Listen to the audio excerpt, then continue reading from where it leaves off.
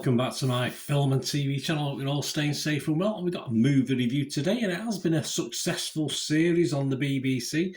And yes, it's gone over to Netflix. So Netflix Films have produced it as a film. Hopefully there will be more of them, and that was the aim anyway when they did this. Will I be interested? Sort of, but I'm not blown away by it. So today we're going to have a look at Luther, the Fallen Son. So please, if you are new to the channel, push that subscribe button, push the bell notifications. It'd be great to have you on board. Spread the word. Everything film and TV, of course, reviews, information, vlogs, even the odd quiz thrown in from time to time as well. So it'd be great to have you on board, and if you can help us out by spreading the word. And if you are pushing buttons, please, if you can just push that little like button if you can. I might not always agree with what you think of these films, but I try and be honest with my opinions and give other people's opinions as well. More importantly, it's not just all about me. So please leave your comments and get that little like button pressed if you can, guys. I'm trying to get at least 15 likes. It's not a massive target, so you can help me towards it. I'd be very grateful. Right, let's get on with this film then. Luther, the Fallen Son. Classed as a crime thriller directed by Jamie Payne and written by Neil Cross, it serves as a film continuation, of course, of the 2010 to 2019 British television series of the same name, and it stars Idris Elba. Also serves as producer on the film, so that's not too bad. He's proving his CV, isn't he? Let's be fair. Reprised his role as John Luther, and we also have Cynthia Erivo and Andy Serkis in this as well. Yes, or Serkis. Yes, well, a bit more on Andy in a moment. Internet Movie Database, Joe Public. Quite like it. Only 230 reviews or so at the moment. This is early days, of course, when I'm doing this review as at the 3rd of March 2023. But 7.1 out of 10, so that's okay. It scores 148 people scored it between 6 and 9, and 21 people scored it between 2 and 5. So very positive. I've ignored the 10 out of 10s or 1 out of 10s. So an 88% positivity of my maths is correct. Rotten Tomatoes audience, yeah, 4.4 out of 5. Again, 86% positivity, so very, very good. The public seem to like it. I can understand why. I think it might go down better with Luther fans, TV series fans, and perhaps people who are new to it. And The Fallen Son was released in select cinemas on the 24th of February, and it will stream on Netflix on the 10th of March. So there's a bit of a couple of week gap between the two.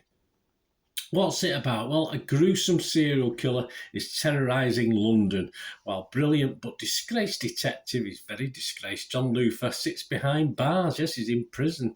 Haunted by his failure to capture the cyber psychopath who now taunts him, Luther decides to break out of prison to finish the job by any means necessary. Of course he does. It's easy to break out of prison, isn't it? It's no problem whatsoever. Rotten Tomatoes. The critics, what are they thinking? Well, yeah, not too bad. A 5.8 out of 10, so just a little bit below that magical 6 out of 10 figure. But at least 65% of the 55 reviewers were positive on this.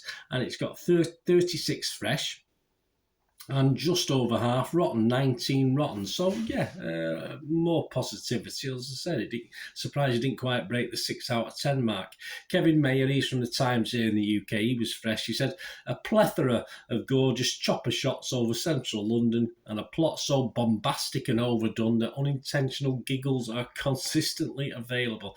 Yeah, more of that in my thoughts in a moment. Frank Scheck from The Hollywood Reporter, he was fresh as well. He said, Director Payne stages the violent mayhem in gripping fashion, clearly relishing the opportunity to go bigger and bolder with a substantially larger budget.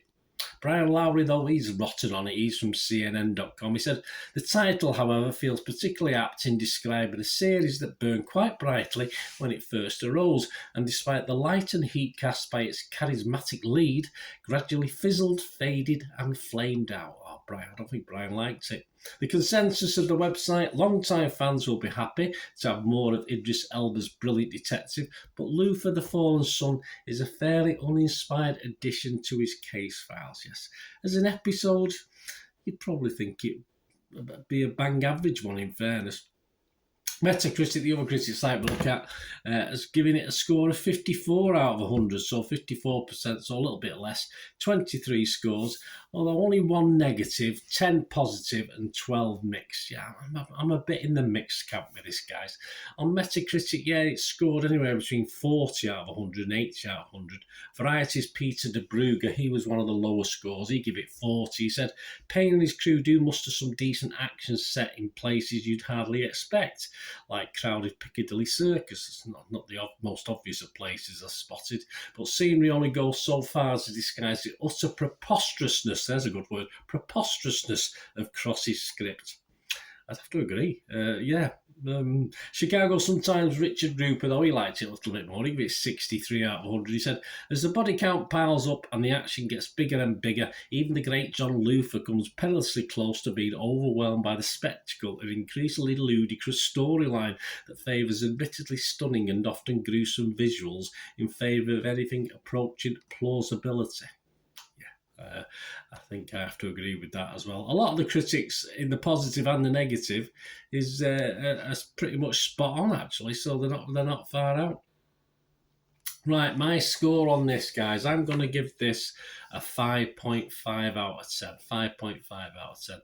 There's a lot about this movie that I disliked, and there's bits in it that I did like. It appears with a bigger budget that the Luther brand got bigger, but a little bit stranger. It's as though they want to go all 007 James Bond in it, but without that sort of budget or action content. The end location is like something out of The Lion, the Witch and the Wardrobe, as Luther enters a Narnia-type world, but I didn't spot the lamppost on the way in. Story, far from new, cherry-picked from all sorts of crime series, including Luther's itself, and serial killer films like Seven and The Hostel spring to mind as well. It's only the presence of Idris Elba that kept me at least interested. The biggest letdown for me, though, was Andy Serkis. I just could not accept him as a baddie. It didn't work for me. That's that ridiculous wig he had on to start with. It just made it all very comical. He did his best, but it was just more a comedy act than scary, and came over just as a poor parody of a Bond villain for me.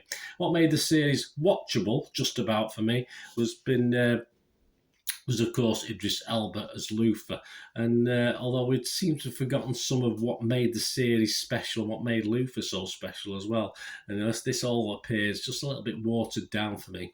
Overall, it was okay. It was okay. It wasn't a disaster, but the silliness, sameness of the plot and a comical bad guy made it a disappointing switch to the movie format for me. So hopefully, if they do any more, they will be a lot better. Thanks for watching, guys.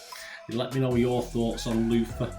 It'd be great to hear from you, or anything to do with film and TV. Thanks for watching. Until we meet again, the last one thing, don't I? Please stay safe, everyone.